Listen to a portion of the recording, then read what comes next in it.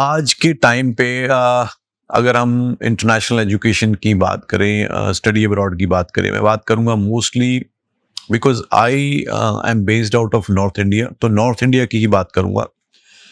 जो हम आपस में कंसल्टेंट्स की भी बात होती है या जो मार्केट का सिनेरियो देख रहे हैं, जो डायनामिक्स देख रहे हैं, इस टाइम पे सबसे ज़्यादा जो स्टूडेंट की का इंटरेस्ट अगर कहीं किसी कंट्री में नज़र आ रहा है तो वो है study in Australia, which is very good, होना भी चाहिए।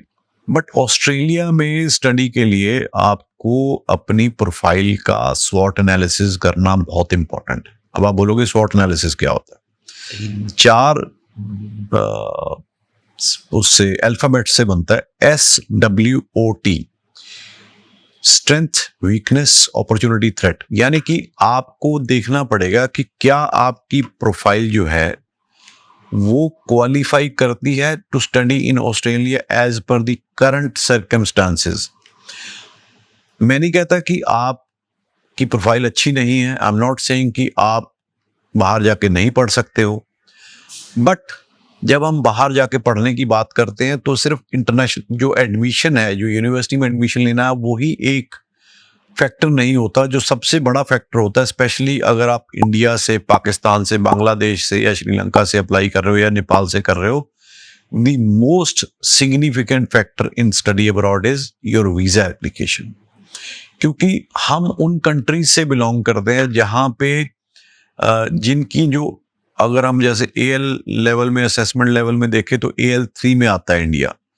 तो हमारी जो रिस्क रेटिंग है कंट्रीज की, वो कंट्रीज लाइक ऑस्ट्रेलिया उसको हाई रिस्क कंट्रीज मानते हैं। यानी कि जो लोग इन देशों से आते हैं उनकी likelihood of stay back in Australia is much more than other countries. और बहुत सारे फैक्टर्स और भी हैं, चलो हम उस डिटेल में नहीं जाते। तो हमें सबसे पहले ये, अब क्योंकि वीजा गाइडलाइंस कुछ ऐसी हैं, उसकी वजह से जो यूनिवर्सिटीज हैं वो, इट इज ऑल इंटरलिंक्ड। अगर किसी यूनिवर्सिटी का वीजा रिफ्यूज होगा तो उसकी भी रिस्क रेटिंग को इम्पैक्ट करेगा। यूनिवर्सिटी का हम कहते हैं ना कि लेवल 1 यूनिवर्सिटी है, लेवल 2 है, लेवल 3 है। It is directly proportionate to visa rejections and withdrawal of application after visa grant. तो अगर जिस यूनिवर्सिटी की ज़्यादा वीजा रिजेक्शंस होंगी और कॉलेज की भी, या ज़्यादा वीज़ा के बाद विड्रॉल होगी, उनकी जो रिस्क रेटिंग है वो धीरे धीरे हाई होती जाएगी, जैसे लेवल 1 से लेवल 2, लेवल 2 से लेवल 3। तो क्योंकि ये इंटरलिंक्ड है, इट इज़ नॉट इंडिपेंडेंट। जैसे कि आप बात करो कि कनाडा की बात करो, आप US की बात करो, वीज़ा रिजेक्शन और approval is not linked with the university और the institution you are going. आप जितनी मर्जी बार वीज़ा अप्लाई करो, यूनिवर्सिटी या कॉलेज जो है कनाडा का, UK का या USA का, आपको कभी मना नहीं करेगा। आपको LOA, लेटर ऑफ एक्सेप्टेंस, या जैसे I-20 होती है US में, वो दे देंगे। But here in Australia these all things are interlinked. ये बहुत सारे लोगों को पता भी होगा, बट बहुत सारे ऐसे लोग हैं जो अब इस सब्जेक्ट के ऊपर जिन्होंने अब इंफॉर्मेशन लेनी शुरू की है।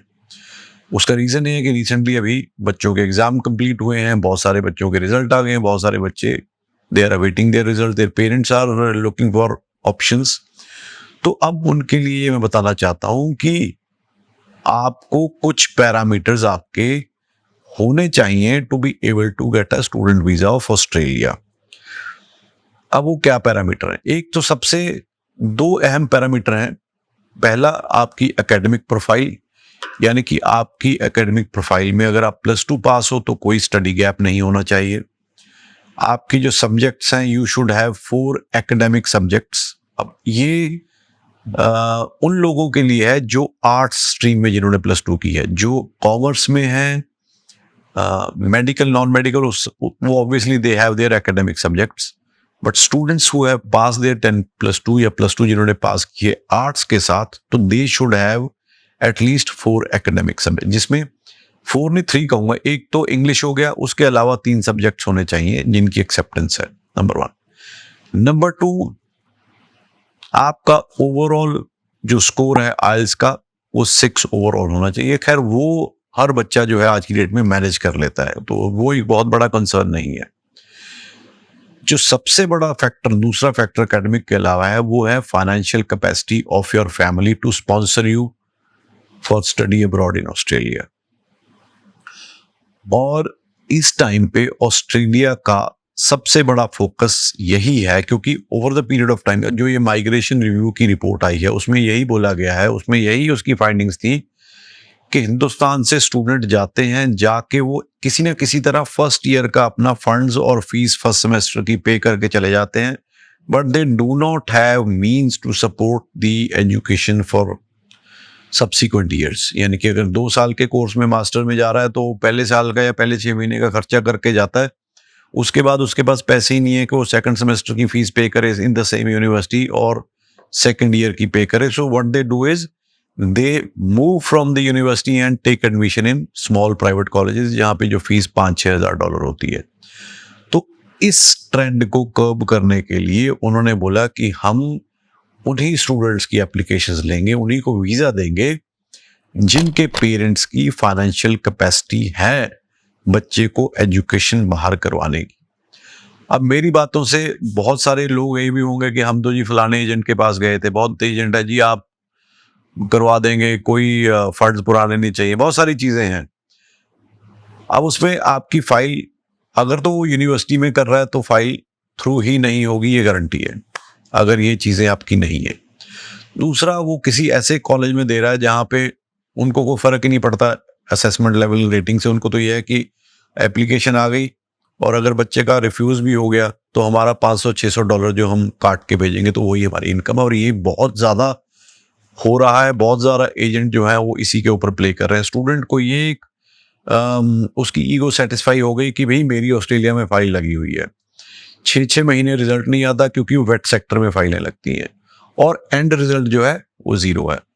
तो उन चीज़ों को के अलावा मैं बात कर रहा हूँ कि अगर आप ऑस्ट्रेलियन यूनिवर्सिटीज़ में अप्लाई कर रहे हैं या उन कॉलेजेस के साथ जो कि अच्छी यूनिवर्सिटीज़ के साथ जुड़े हुए हैं, जैसे कि मैं पहले बोल चुका हूँ, Griffith college to Griffith university, Deakin college to Deakin university, UTS college to UTS, तो उन तरह के कॉलेजेस में कोई दिक्कत नहीं, वहाँ पे आपको ये प्रोफाइलिंग करनी पड़ेगी, बंद अदरवाइज आपकी जीटी जो है वो क्लियर नहीं होगी। अब एक और क्वेश्चन जो डेली बेसिस में हमें सुनने को मिलता है कि जी आपने भी सुना होगा कि universities are not accepting boutique income, they are not accepting जो ये सैलून वगैरह होते हैं तो उनकी इनकम। देखिए, पहले क्या किया जाता था कि फादर की मान लो इनकम 5 लाख है तो हमने पहले 8-9 लाख इनकम मांगता था ऑस्ट्रेलिया, तो लोग क्या करते थे, मदर की इनकम 3 लाख की या 3.5 लाख की आईटीआर भरवा देते थे, बुटीक की भर दो जी,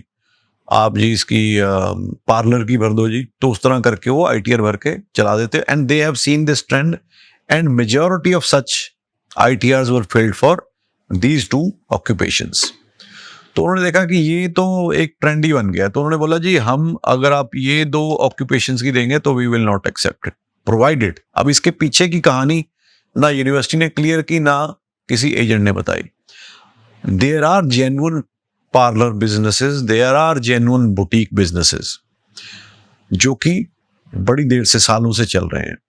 अगर ये बिजनेसेस आपके पेरेंट्स के हैं, मैं स्टूडेंट से बोल रहा हूँ, और आप रेगुलरली इनकी आईटीआर साल दर साल भर रहे हो पिछले 4-5-6 साल से, तो आपको घबराने की जरूरत नहीं है। ये बिजनेसेस भी एक्सेप्ट होंगे एज अ स्पॉन्सर, इसमें आईटीआर जो है एक्सेप्ट होगी प्रोवाइडेड आपकी जो भी आपका बिजनेस है उसकी लीगल एस्टेब्लिशमेंट है, उसकी आप आईटीआर भर रहे हो, इट विल बी एक्सेप्टेड।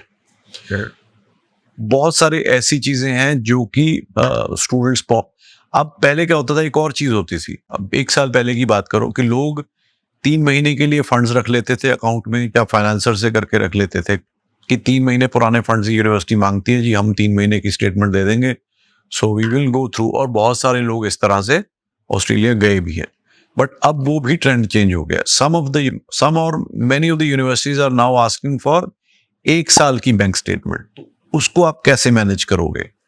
उसके लिए या तो आपके पास जेन्युइन फंड्स है तभी हो सकता है, या फिर आपकी प्लानिंग 1 साल की होनी चाहिए। जैसे कल एक सज्जन आए मेरे पास कुरुक्षेत्र से, उनका बेटा अभी +2 में अभी हुआ है, तो उन्होंने बोला जी मैं आपकी वीडियोस देखता हूँ, वो अभी भी देख रहे होंगे, तो मुझे आप बताइए कि कैसे मैं अपने बच्चे के लिए अगले साल मेरे को ऑस्ट्रेलिया भेजना है, कि किस तरह से मैं फाइनेंशियल्स का क्या करूं। तो मैंने उनको बोला कि सर आपको अभी से प्लानिंग करनी पड़ेगी, अभी से अपने फंड्स की का अरेंजमेंट करना पड़ेगा।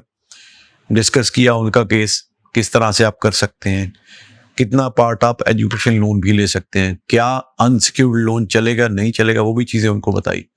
तो इस तरह से ऑस्ट्रेलिया अगर जाना ही है, इंटरेस्ट तो बहुत है, बट हमारे पास वो चीज़ें हैं, अगर तो हैं, फिर definitely you should aim, apply and try for study in Australia. But अगर हम इनमें से कोई भी चीज़ क्वालिफाई नहीं करते, खरे नहीं उतरते, तो मैं नहीं कहूँगा कि आप किसी भी एजेंट के पास जाके अपना टाइम और समय और पैसा बर्बाद कीजिए। आपको ऑल्टरनेट ऑप्शन देखना चाहिए। ऑल्टरनेट ऑप्शंस में आपके पास है यूके, आपके पास है जर्मनी, आपके पास है यूएसए, आपके पास है कनाडा, आपके पास है न्यूजीलैंड, आपके पास है। बट न्यूजीलैंड इसलिए मैं थोड़ा सा कतराता हूँ एंड में रखा है, क्योंकि न्यूजीलैंड में फाइनेंशियल रिक्वायरमेंट ऑस्ट्रेलिया से भी टफ है।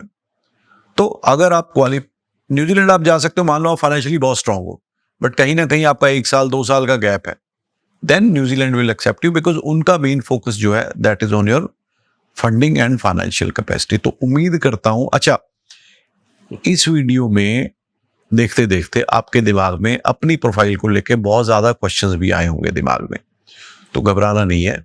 आपने अपने क्वेश्चंस, नीचे एक गूगल फॉर्म भरा हुआ है, उसमें गूगल फॉर्म में वो क्वेश्चन लिख के भेजना है। आपको आपके क्वेश्चंस का आंसर 100% उस पर मिलेगा। तो आई थिंक क्योंकि जैसा मैंने बोला कि हम देख रहे हैं कि जो क्वेरी है मेजॉरिटी वो ऑस्ट्रेलिया के लिए है, तो मैंने सोचा why not make little informative content so that people should know कि क्या रिक्वायरमेंट है। इसके अलावा अगर आपके कोई क्वेश्चंस हैं तो जरूर उस गूगल फॉर्म में भरिए, we will be happy to assist you. और दूसरी बात, मैं अगर आप ऑफिस हमारे विजिट करते हैं, so I will be happy to take your counselling personally. आप मेरे से काउंसलिंग करके यू कैन डिसाइड किस यूनिवर्सिटी में, किस कॉलेज में, किस सिटी में आप जाके पढ़ना चाहते हैं ऑस्ट्रेलिया में, और आपकी प्रोफाइल भी हम डिस्कस करेंगे। अगर कोई चीज़ कमी पेशी है तो हम विल गाइड यू कि किस तरह से आप इन चीज़ों को पूरा कर सकते हो। और मान लो अगर आप मेरे हिसाब से, अकॉर्डिंग टू माई ओपिनियन, कि आपकी प्रोफाइल शायद उस लेवल पे नहीं है कि आपको ऑस्ट्रेलिया का वीजा निकलेगा, so we will give you alternative option also. तो उम्मीद करता हूं आप इस अपॉर्चुनिटी का फायदा लोगे और यू विल विजिट अस। हमारा एक ही ऑफिस है which is in Chandigarh sector 17A। 2001 से we are sitting here in Chandigarh and you can certainly take our services. Thank you so much.